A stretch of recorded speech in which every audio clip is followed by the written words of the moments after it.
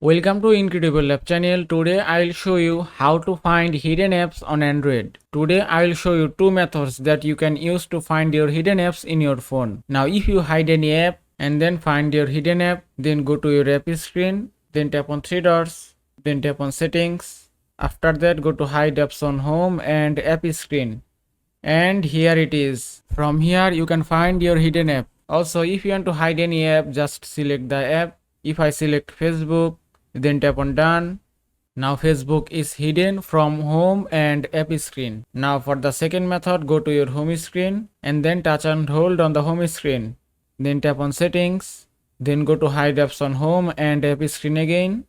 And that's it. Also if you want to remove any app from your hidden app list, then just tap on this minus icon. Then tap on done. And it's done. And that is how you can find hidden app on Android. I hope this video was helpful. If it was, please give it a thumbs up and don't forget to subscribe.